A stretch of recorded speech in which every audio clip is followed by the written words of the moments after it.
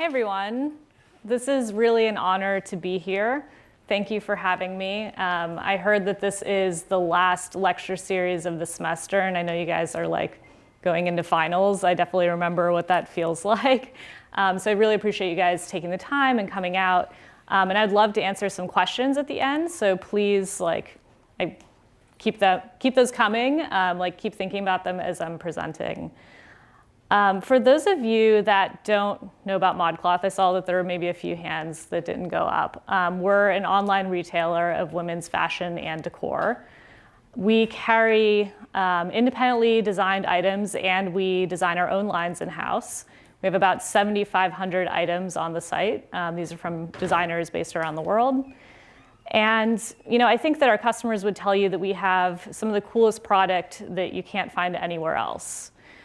But I think they would also say that we are more than cool product. We've really built a name for ourselves in putting our community at the center of everything that we do, which is pretty innovative for a fashion retailer. Like traditionally, fashion is very tops down. It's sort of like we tell you what's cool, and then you buy it and you wear it, and then we tell you what's cool next week, and then you buy it and you wear it, and it's like constantly this cycle. And it's been like this like a lot of businesses that have been interrupted by the technology changes that have happened in the last 10, 15 years.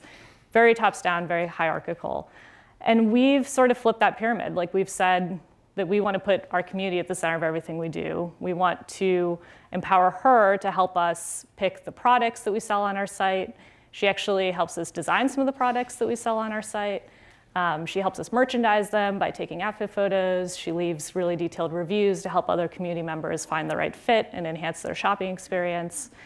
I could describe our customer to you, and in demographics and psychographics. Like she's in her 20s and 30s. Our age range is kind of 18 to 35, but it goes below that and it goes above as well. The average age of our customer is 27.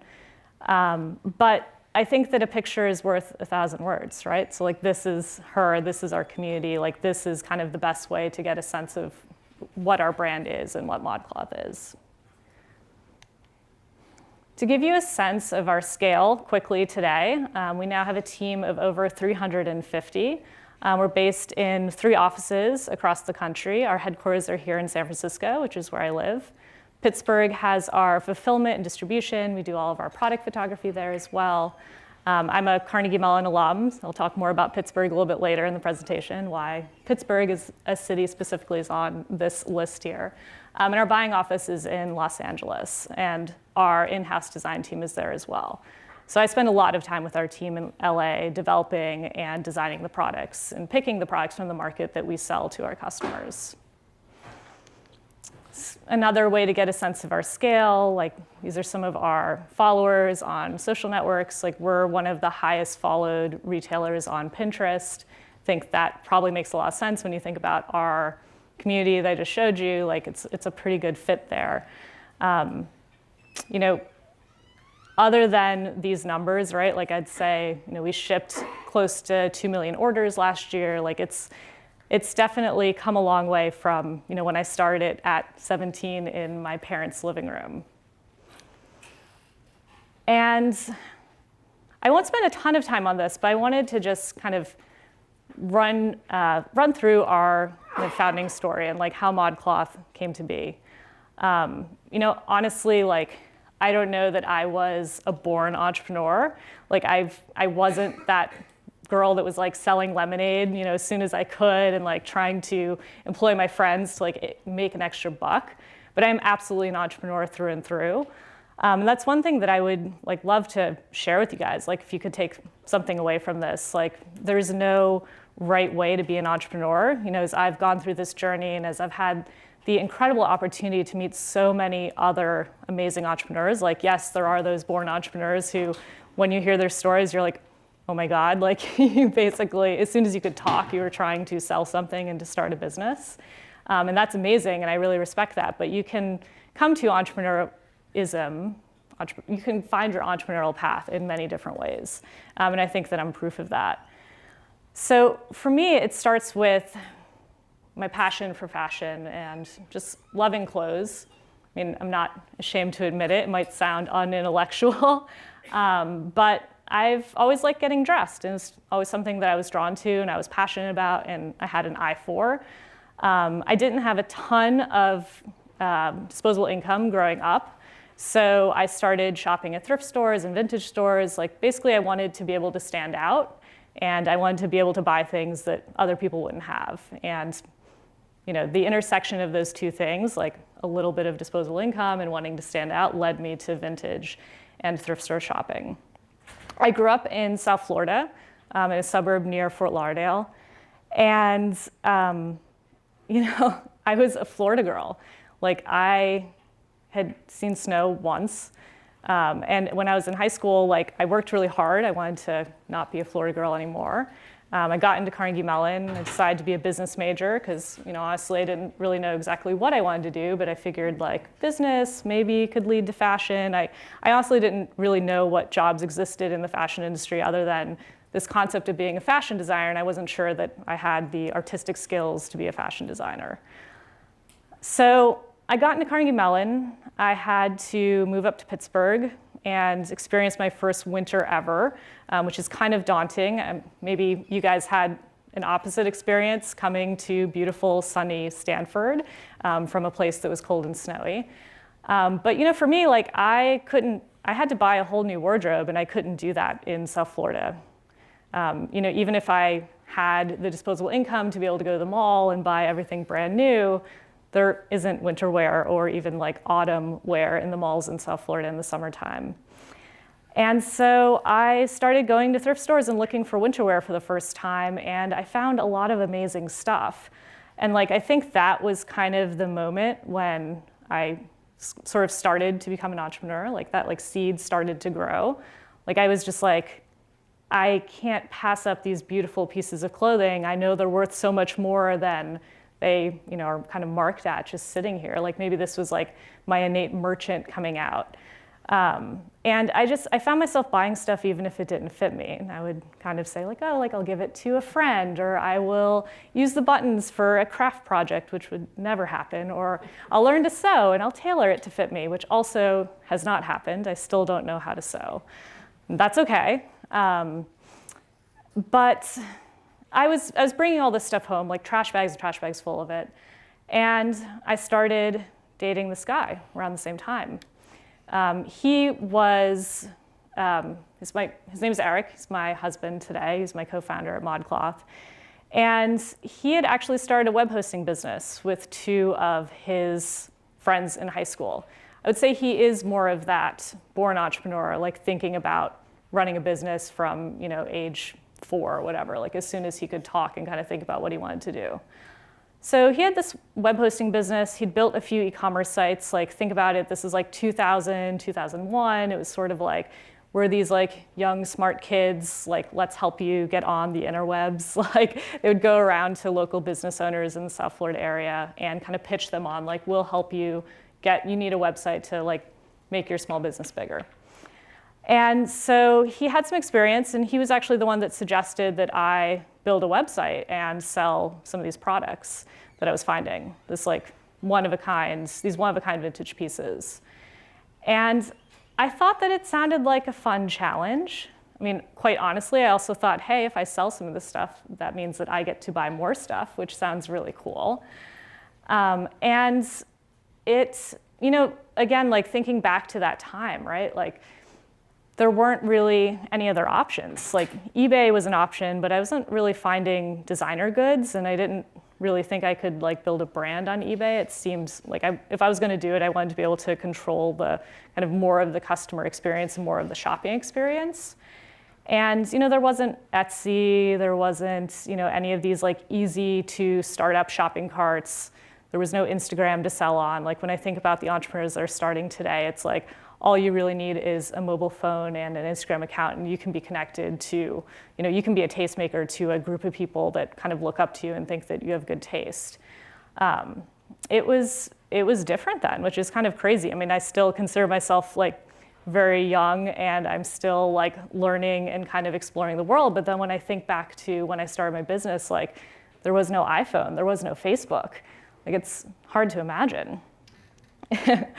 And so I was gifted a digital camera for my high school graduation gift. It was my first digital camera. It was like kind of like a brick. And I used that digital camera, and I used all these kind of leftovers that I was finding when I was thrifting to launch the website. I also taught myself Photoshop. I taught myself some web design. I think I was using like Microsoft Front Page. It's like something kind of embarrassing. And my boyfriend helped me like hack an open source shopping cart. We used Interchange, which was like a Linux shopping cart, if anyone ever saw that floating around back in the day. And I spent that summer before I moved up to Pittsburgh, kind of like we incorporated, and I bought the first set of inventory, and I merchandised that inventory. Like I wrote all the descriptions, I thought of the names, I designed the site, I thought about like some of the user experience of the site, as much as we could kind of change from this open source platform. And we launched in January of 2003. And we actually had a sale on our very first day. It was not someone I was related to or someone that I knew, which was very exciting. It kind of felt like magic. And I think like that was, so if like going into those thrift stores and seeing those products and seeing opportunity was the seed, like that was like the moment when I feel like I became an entrepreneur. Like I was just like, wow, this is really cool. Like I can go out and find this stuff, and I can like do all these things that I really like to do, and like people will pay me for it. Like that's pretty awesome. And if I could I was like just getting started in my college career, and I was just thinking about the things, what I wanted to be as an adult, and the things I wanted to study, and the things I wanted to do. And I kind of had this like inkling of like, wow, if I could do my own thing, like that would be pretty special. That would be pretty amazing. So I ran the business part-time while I was at school. I continued to sell one-of-a-kind vintage. And it grew. It was like kind of fits and starts. Like some months it was really slow. We'd only have a handful of orders. I was doing whatever I could. I ended up being a double major. I double majored in business and in German. So I had like a pretty rigorous course load as well. But like on spring break, winter break, summers, like whenever I could, whenever I wasn't like doing other stuff that normal college kids do, like I just kept coming back to this. Like I loved it, and I was getting better at it, and that was a really good feeling. And so when I was approaching graduation in 2006, I, kind of my senior year, I really started thinking about ModCloth as a legitimate career option. And it was a scary decision to have to make. And one of the things that I intuitively did that I would recommend to all of you guys, and it's like been something that's been really powerful in my life, is like when you're making big decisions like this, and maybe it's obvious and you guys already do this, but if you're making big decisions, like sit down and really think about like what are the worst case scenarios, and write them down and like get them out there. And you won't get them 100% right, but like get comfortable with those. And then, then you can go ahead and make your decision. That's always helped me, and this was definitely what I was doing at this time in my life. I was thinking about like, wow, if this doesn't work, like I'm gonna be behind my peers, like I haven't gotten, I was like kind of making these decisions of like, do I spend the summer working on the business, or do I try to get an internship? Like, where do I devote my time? That's like the eternal question for, everyone, but particularly for entrepreneurs, where do I devote my time? That question will never go away. But I sat down and I said, okay, like if I don't get a job, like maybe people will look at me and say like, wow, like what was she doing? She didn't get a job right out of college. Like it's all these things. Maybe I won't be able to pay my student loans. Worst case scenario, like maybe I will go bankrupt. I'm young. I don't have a family. That's okay. I like put that all out there and really thought about it. And it's scary, but at least like what you're scared of versus just like being afraid of like the unknown. So in 2005, 2006, I spent a lot of time thinking about the business model. Like I knew that we had a lot of traffic. I knew that like new things that were happening on the web, like Facebook. Like I was a student at the time, so I was one of the first people to use it. I saw the power of not just building an online retailer, but really building a community and allowing I realized that part of why customers were drawn to ModCloth was not just the fashion, but it was because they were similarly minded individuals, similarly minded women. And I saw this opportunity to build a community, to build a lifestyle, to build something that was more than just about fashion, and that spoke to customers and that empowered them to be actually part of the process, right? Like, Facebook isn't fun if your friends aren't on it. In the same way, like, I thought that I could build a retailer that would actually allow you to meet new people, meet new like-minded people, get style inspiration, get style advice from not just like a fashion company, but from other individuals. There's also the rise of personal bloggers and celebrity bloggers, and kind of like everyone was gaining an audience. And I saw this opportunity to build my brand and to gain an audience from ModCloth. And so I was thinking a lot about the business model. I was thinking about all this stuff that was happening at the time. And I saw the opportunity to, I knew that I had to move away from one-of-a-kind vintage pieces. Like, it's not scalable. It's not a great customer experience either. Everything is like in one color and in one size. But I really had no idea where to start. Like, I wasn't a fashion person. I was based in Pittsburgh, Pennsylvania, not necessarily the most fashionable city in the world, at Carnegie Mellon, which isn't really a school that has a lot of people. Like, I was starting to meet entrepreneurial mentors, but I didn't really have anyone in my life that had retail experience at that time. But I was eventually able to find independent designers and to really make the business start to look like what it looks like today, which is this mix of products that, some of them have a direct vintage inspiration, but really like all fashion is vintage inspired in some way or another, because it's like whether it's a dress from the 40s that then was reinterpreted in the 80s that then is reinterpreted today. And it's just, hemlines are longer, shorter, shoulder pads get bigger and tinier and kind of move to different spots. The silhouette changes, but it's all inspired in some way. So I was able to kind of take this business that started in my parents' living room and eventually moved into this photo here in 2006 was our first like official fulfillment center. And then looking at today, like, we're in a 200,000 square foot fulfillment center in Pittsburgh. Like I said, we're shipping 2 million orders last year. We've come a long way.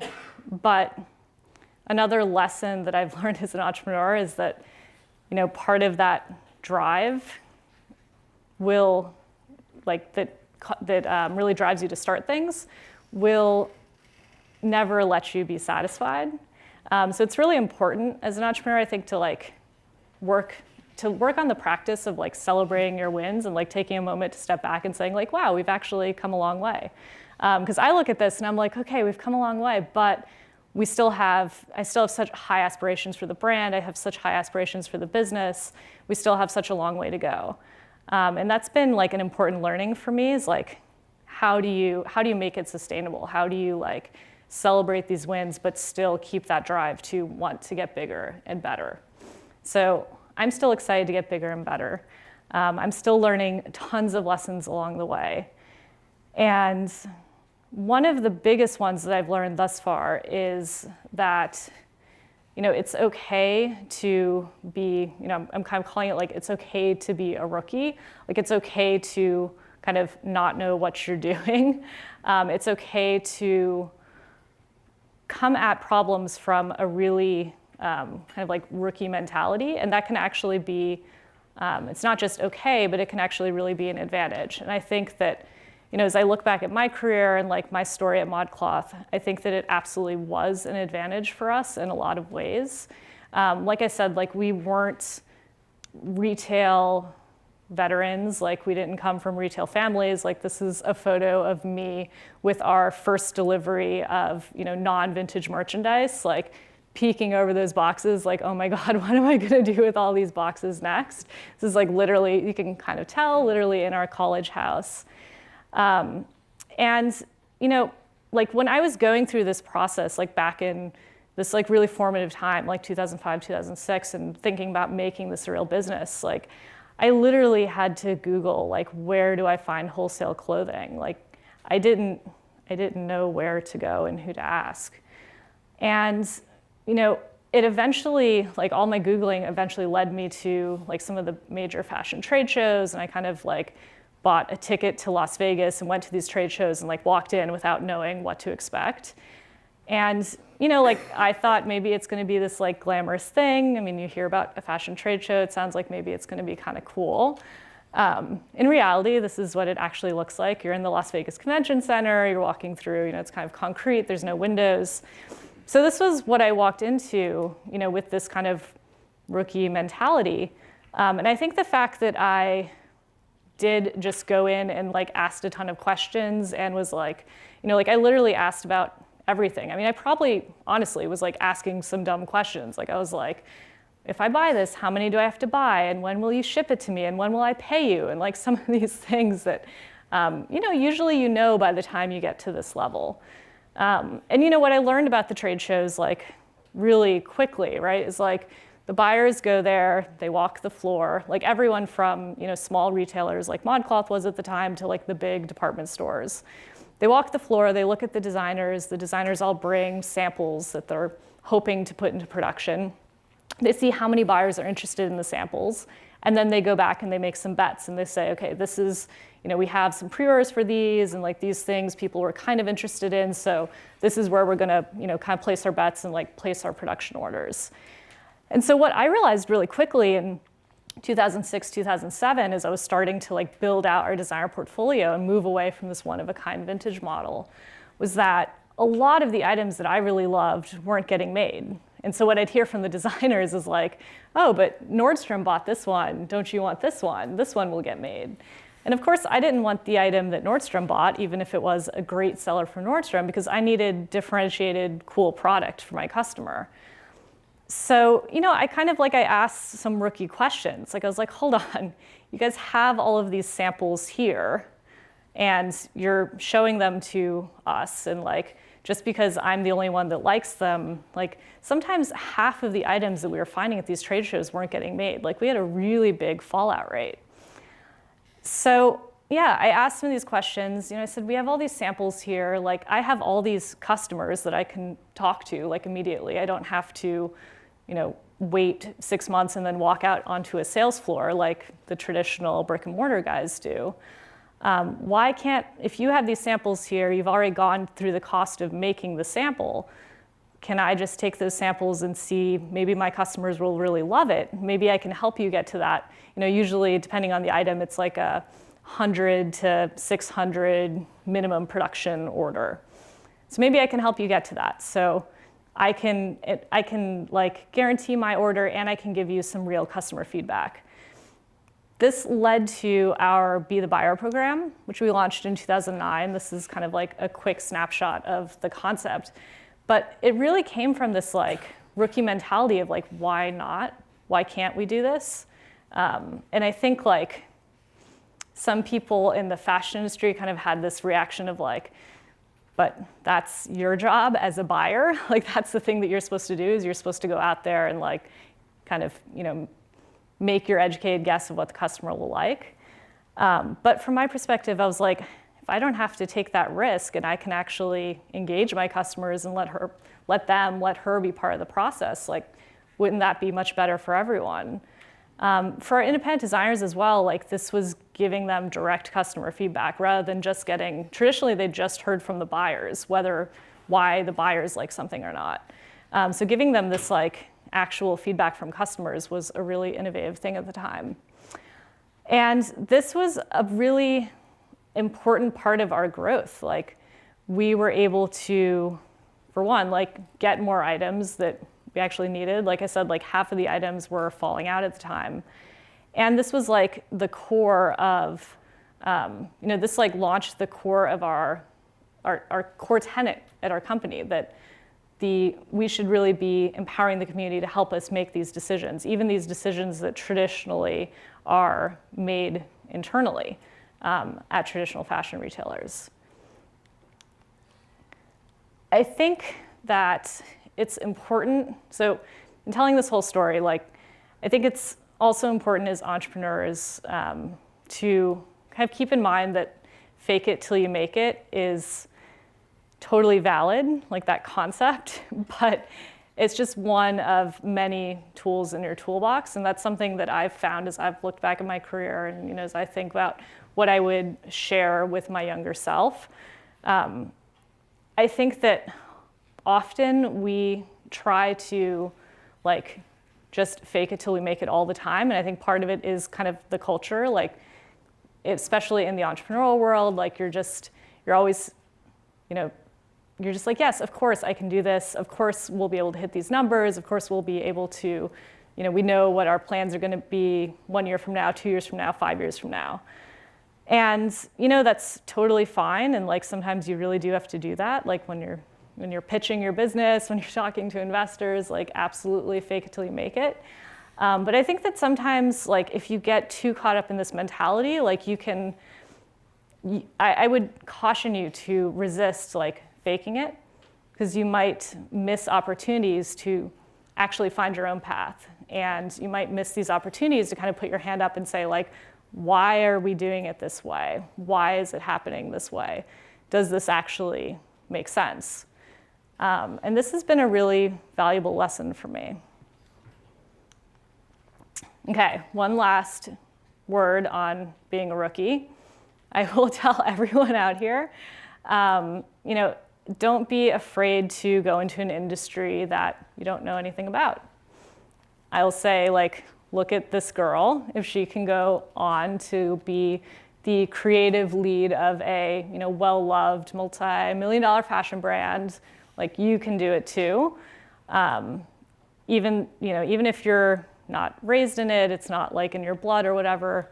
I think that I am living proof that if you're passionate about something, like you can create your own place in that world.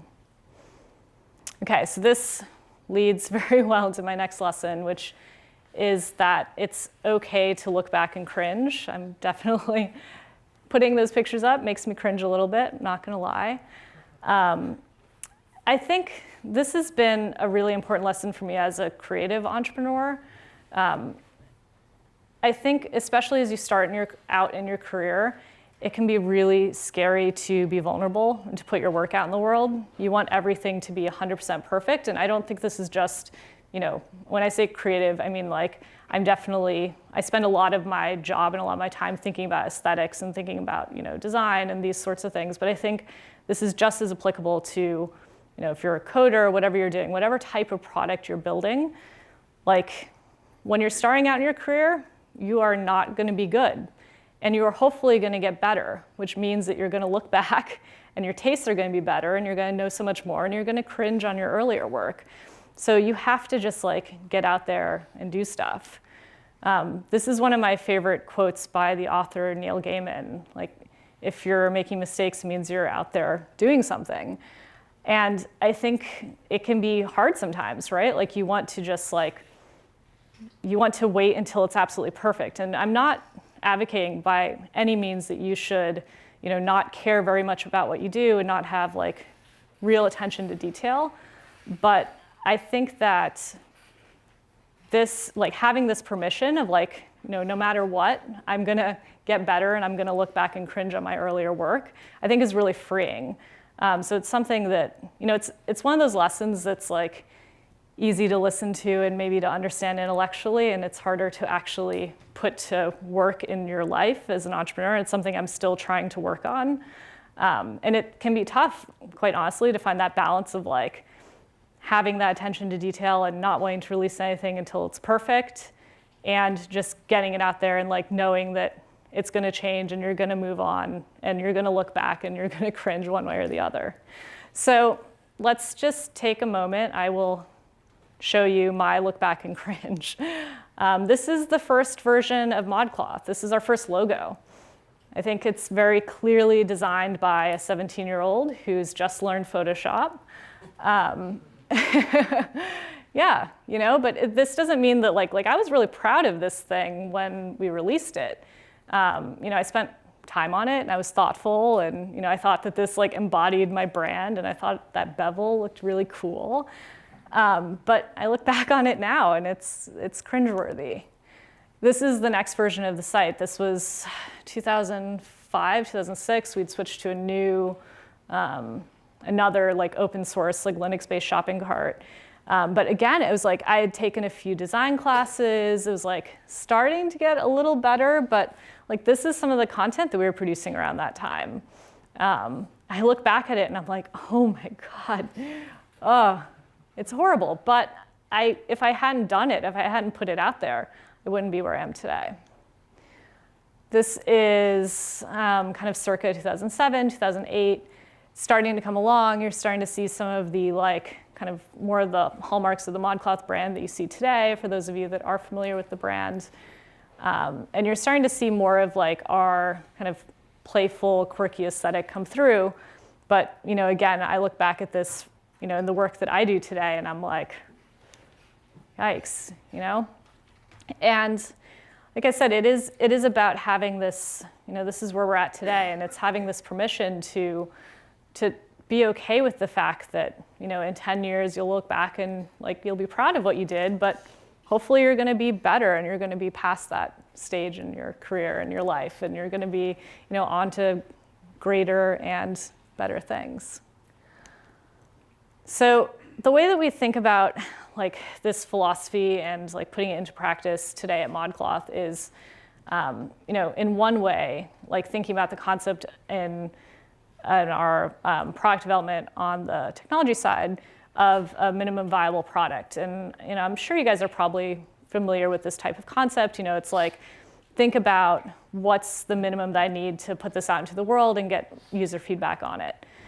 So an example, like a more recent example for us at ModCloth is our style gallery. Like this is a feature that we built and we launched on our site in 2012. And like the two goals are, let our customer come and upload outfit photos and like browse those outfit photos and get inspired and love them and kind of, build the community in that way. And then the second goal was to make those outfit photos shoppable. And this was the first version that we rolled out. We worked really hard on it. We felt really good about it. But as soon as we got it out there to our users, we saw that she realized that she should browse, and she got the inspiration part of it, but she did not get the shopping part at all. So we iterated, like released many new versions, like lots of small iterations. We found that just like adding this magnifying glass on the mouse over told her that she could actually click in and shop. So it's like these little things. And even though the first version of our style gallery failed, right? Like we wanted it to do two things and it only did one of those things. We didn't view it as a failure. Like we got something out there and we learned. And if we had waited to like make it 100% to like if we weren't diligent on really thinking about like what is that minimum viable product to get out there and to get feedback, we would have probably spent a lot of time like running in a different direction. Because once you actually get things in front of your community, in front of your users, like that's where you get the feedback that actually matters. And I think for us and for our brand, like the fact that our customers were able to be part of this experience of iterating, like she tells us what she likes and what she doesn't, and then she actually sees that we listen and that we make changes.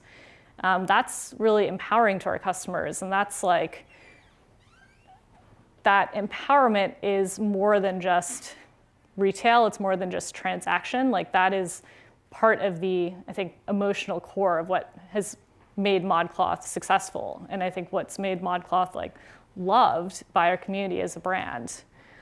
And that's the kind of the final thing that I really want to talk about today is that the emotional core of what you do, like the purpose of what you do as an entrepreneur, is really important, and that's really what endures. I think part of this is, it's not just external, it's not just that the emotional core of what you do connects your customers to you, but it's internal as well. Like your purpose is what connects your team to the work. It's what makes employees like an actual team, an actual company. It's what makes everyone move in the same direction. And I think that, at ModCloth, like, our purpose is really defined on understanding our audience. Like, we know that, if you ask women, this study showed that 96% of women say that they say that they agree with the statement that what you wear affects how you feel, right?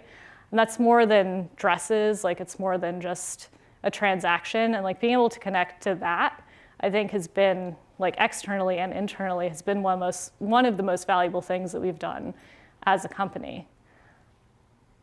So it's important to understand your audience. And I feel like when I've talked to other entrepreneurs about this, I hear, like, what if I'm in a B2B business? I'm not dealing with an audience like yours that has this sort of, emotional need for product. But it's not just about, like I said, it's not just about external, it's about internal as well, right? And I think, like, when you think about companies that really endure and that people love working at, it's having a purpose that's more than just, like, we're going to grow quickly and we're going to make money. Like, you need to think about, and I have not come across a business yet that doesn't have some sort of emotional core, that doesn't make people's lives better in some way, that doesn't serve some purpose. Even if you are B2B, like, you're helping those other employees, the other employees at those other businesses, be more efficient, do better at their jobs. Like, there is an emotional core there, and I think that getting to it is really important. This is ours at ModCloth. We're committed to inspiring personal style and helping our customers feel like the best versions of themselves. And, it's different from, I'd say it's different from the rest of the fashion industry in that, we're encouraging our customers to be themselves and to be the best versions of themselves. Like, we're not saying you have to become this, like, idealized, like, ModCloth version. We're just saying, like, we'll help you be the best version of who you are. And this is really powerful. Like, this is what our customers see from the rest of the fashion industry. Like, each of these images is actually taken from a different retailer's campaign. I mean, you see them next to each other and they look pretty similar, I think. And there's nothing wrong with these images. Like, they're beautiful, and there's like lots of good things to say about them. But for me, like, I'm a customer and I look at them and I don't see myself here. Like, I don't feel like I necessarily belong. And this is an image from one of our most recent swim campaigns at ModCloth. This campaign went viral. It was written about around the world. We decided to photograph our employees in one of our best-selling swimsuits. It's a swimsuit that we carry in a broad range of sizes and that we've carried for years and years. It has, like, thousands of reviews from customers of all age ranges and shapes and sizes that say that they love it. And this is really powerful. I mean, like, you look at this and, like, I think this is a message in branding as well. Like, this is a lesson in branding as well, right? Like, if you look at these images, even though they're from different retailers, they kind of blend together. This image is different, right? And it's important that, like, your business aesthetically kind of stands out as well. But emotionally, it stands out too, right? Like, this is a different message. This is saying women look different and that's okay. It's something that can be celebrated and that we can be happy about. And it's also, it's like, this is the most vulnerable time for a woman, probably, when she's wearing a swimsuit. Like, that's what we hear from a lot of our customers. And it's saying, like, hey, it doesn't have to be that way. It's okay. And so I think this emotional, like I said, like, this is our emotional core for our business. For all of you, like, whether you're starting businesses, you're already an entrepreneur, if you're, just like, you want to take an entrepreneurial mindset to a bigger company, like, think about the emotional core of what you do. Like, it really is important. It's a lesson that I learn all the time. Like, we get this incredible emotional outpouring from our customers because they see what we do for them, how we speak to them. And we see it on Facebook, we see it on Twitter, we see it internally on our site. And like, for me, this is the thing that I'm most proud of when I talk about like what I've built at ModCloth. And I think if you can find something that you love to do that is financially viable, right? Like, you got to get paid for it. And that also emotionally connects with other people, that makes other people's lives better in some way, that is really powerful. And that's something that's like worth getting out of bed for. And as an entrepreneur, like, I think that you have to have, in some ways, like, you have to have that drive, because there's going to be some days when you need something to get you out of bed. Like, it won't be easy. And this emotional core is also what gets you through tough times, right? And I think that, a lot of times in the entrepreneurial world, like, we don't talk about what it's actually like to go through tough times. Like, I feel like you hear a lot of the kind of overnight success stories, and like, I've had that story written about me in various ways. Like, I've been on a lot of those 25 under 25 and 30 under 30 lists, and like, entrepreneur does this great thing and has like built this incredible business. And I'll say, like, at least from my perspective and like from the other entrepreneurs that I've met and I've learned about, that concept of like an overnight success story just does not exist. There's always something more to it, and it's never just like flowers and rainbows. And then I feel like on the opposite end of the spectrum, like, you do hear about, I'll just pull one out of the sky, like, you hear about something like pets.com, where it's like, oh, crazy explosion, implosion, however you want to describe it. But you don't hear as much about the stuff in between, like the actual, like, what is it like to weather hard times? And I've been through that. Like, the last 12 months at ModCloth were not the easiest time of my life. And part of why I want to talk about it is because I do think that you don't hear other entrepreneurs talking about it very much. And I do think it's like, part of it is the kind of the culture, in the same way that I was talking about, like, we feel like we have to fake it till we make it. That's a tool, and it's not something that you have to do all the time. And I think that, often, like, when you're in the valley or wherever you're at, like, as entrepreneurs, you start to equate like kind of your personal success and your personal worth with your business's success and your business's worth. And I think that there's no way to kind of get around that when you're starting out, because it is just you, and or it's you and like a very small group of people, and you're putting so much of yourself into the business. But as the business grows, and if your goal is to actually add more people, it isn't just you anymore. And I think that's like an important lesson that founders have to learn, is it's not just going to be you. And that's like for the good times and the bad times. Like, the good times, it's your team. The bad times, it's you and your team as well.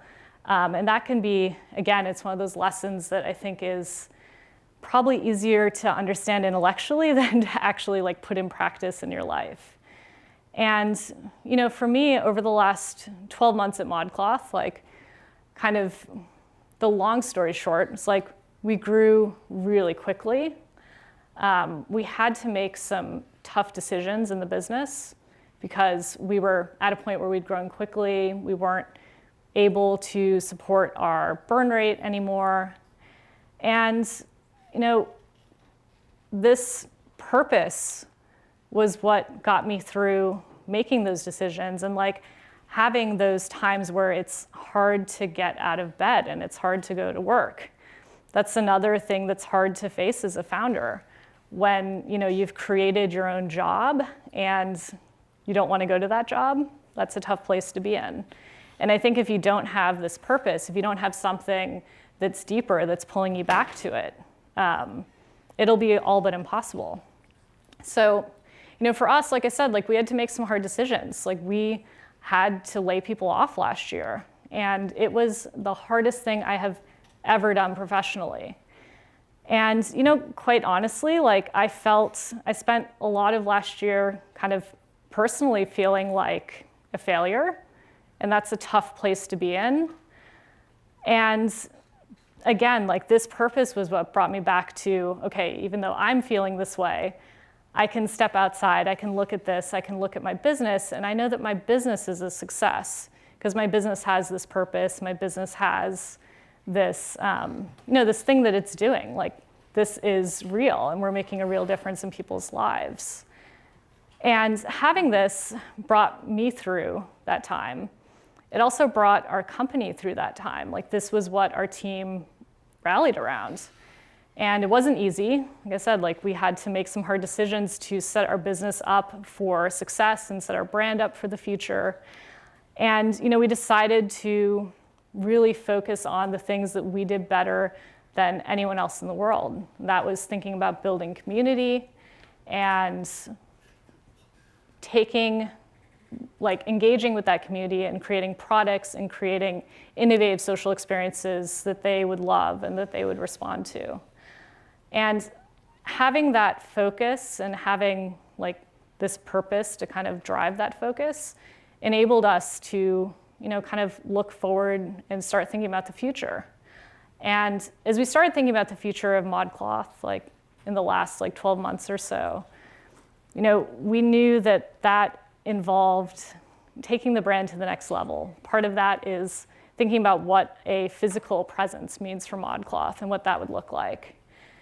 And whether that's pop-ups or fit shops or guide shops or some combination of them, brick and mortar stores, we knew that was where we wanted to go. We also knew that we needed to work on our own proprietary product. So thinking about designing things that she couldn't find anywhere else because we know our customer best and we know what will fit her and we have all this great data on what works for her. So in order to do that, we actually decided to hire a new CEO, someone who had retail experience and who had kind of done all of those things, had brick and mortar experience, understood proprietary brands. And our new CEO started in January. His name is Matt. And since January, we've actually already launched our first fit shop, our first fit pop-up. We did this in LA about a month ago, and it was incredible. We had customers, community members lining up around the block, hundreds of them, some of them waiting for hours to actually get in and be able to try on our products and interact with each other and interact with the brand. And all of this is possible, moving forward, thinking about the future of ModCloth because of that core and that purpose. And I think it's part of why I'm so passionate about sharing this message with other entrepreneurs, because I feel like it's easy to think about there's just this kind of list of things that I need to do as an entrepreneur, and I need to just check them off, and I need to grow a business, I need to do this, I need to do that. And I'm not sure that this concept is on that well-known list. This concept of find your purpose and find what you're doing. And I'd like it to be there. I also don't think that the check off the list is actually a thing that people should be doing. Like I said, I feel like all entrepreneurs have different stories and come from different backgrounds and kind of approach it in different ways. But I do think this is one thing that every business, in order to really know where it's going, in order to weather rough times, and to be headed in the right direction in good times, this is probably the most important thing that I would leave you guys with. And I would love to answer some questions. Thank you for having me here today.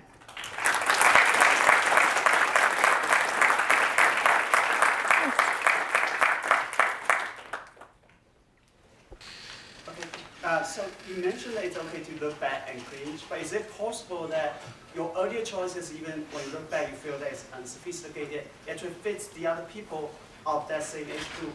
They actually prefer the unsophisticated versions of styles?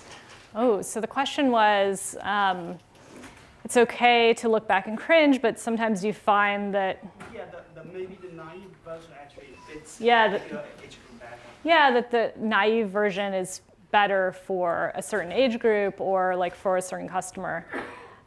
So I think I see what you mean, and I do think there's definitely some validity to, I don't think it's about necessarily like looking back and saying like that wasn't cutting edge or that doesn't feel cutting edge, because everything will feel stale, kind of a few years into the future. So I do think there's definitely validity to, kind of, I feel like maybe what you're asking about is like a purposeful throwback or something that feels more, I don't know, kind of retro. And I think that's totally valid. I do think though that, if you feel good about what you're putting out into the world,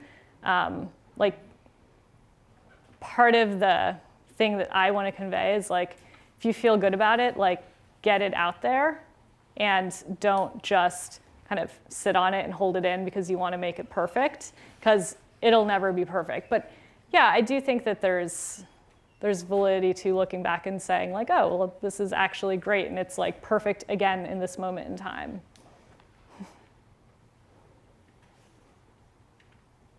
Yes, in the back. Can you talk a little bit about the transition that your company made between, sort of filling a simple need, like as a small company, you really need consumers and you know that they want a product, and then being able to actually empower those consumers, like from fulfilling a simple need to like being able to empower your consumers and like contribute to that cycle? Yeah, so the question is about what was the transition for ModCloth from going from like a purely transactional relationship with our community to actually empowering them to be part of the process? Yeah. I do think a lot of that for ModCloth's story was timing for us. Like I said, we were I was like thinking about taking the business to the next level at this time where Facebook was really gaining traction and like all this stuff on the social web was happening. So for me, it like intuitively made sense that, whatever business I was starting, like this had to be a part of it. Like I looked at the way, I was using Facebook and the way my friends were interacting on Facebook, and it made sense to me that like, because my customers were probably pretty similar to me and my friends, that they would want to interact in that way as well. And not just with the brand, but with, kind of each other on the website, and giving them that opportunity was going to be something that would be not just, useful for us because we'd learn more about them, but it would actually be a brand differentiator. And I think the transition really was, around the time that we launched our Be the Buyer program, like having that kind of brainstorm of like, oh yeah, let's ask our customers, let's get them involved, let's listen to them. It really was this like confluence of what we were thinking about, what we were excited about, and what was happening in the market, like, and in the broader like social world that allowed that to happen. Was that too vague, or does that answer your question? Cool. Yeah. I'd like to know, do you currently have your own designers? And also I'd like to know, are you buying and selling globally, and what's been your experience with that? Yes, so the question was if we have our own designers, which we do. So that's definitely something that we see as a big part of ModCloth's future and moving forward, is doing more and more proprietary design. We release about 150 designs a quarter right now. They're coming from our own internal design team. And we see that scaling quickly. The other part of the question was whether we work with international designers globally and Yeah, kind of both what that. buying and selling. Yeah, both buying and selling. So we do sell around the world. Our audience is mostly here in the US, but we do have like a fairly substantial following in Canada and Australia and like some of the other English-speaking countries that you'd expect in like high English-speaking countries. We do work with designers based around the world, and it's incredible from a branding perspective, being able to introduce a designer to the US for the first time and bring them into a new market. It's great for their business too, and for us, like it's part of how we've become known as a place that you can find stuff that you can't get anywhere else. But from a pure like retail business perspective, it can definitely be a challenge. It's hard for designers that haven't worked with companies in the US before, just like all of the actual logistics of like bringing product in and making sure it's like going to get through customs and going to be able to sell in the US. It can be, because we really value independent design, so we work with a lot of independent designers, and some of them are really great at design and not so good at logistics and some of the other parts of their business. So we have to kind of step in and fill that role. Does that answer your question? Cool. Yeah? So the fashion industry, it's really a cluttered and it's really a competitive space. And I know a lot of brands, they go over and out. You see the craziest campaigns. But I'm just curious, what was the one thing ModCloth did differently that got its early adopters? Yes, the question was, what did ModCloth do differently to get early adopters? And I think, when I think back to the real early adopters, like people that were joining the brand in 2006 and 2007, what we did differently was really go where our customers were at a time when other fashion brands weren't thinking about those spaces. So being like one of the first brands to really build a fan page on Facebook for this audience. Going to up and coming like celebrity gossip bloggers and personal style bloggers, because we knew, we used to do a lot of advertising, we still do, but like we do a lot of advertising with like cute blogs, so like blogs that post pictures of like bunnies and kitties and that sort of thing, which isn't fashion related, so it wasn't like entirely clear to the broader industry that they should go and find customers there. But we knew, like I knew, because that's the stuff that I was interested in, and it was new and it was up and coming, and like my friends were interested in it. So we were able to go and like find our customer where she was at, and I think that was definitely what really spoke to our early adopters. They looked at us and saw us as, in some ways, like we were early adopters as well. Like we were the first to work with, have partnerships with certain fashion bloggers and like be, working with them to create great content that didn't feel like an ad, but, talked about the brand and like got brand awareness out there. Susan, thank you so much. It's been Welcome. fantastic to have you here.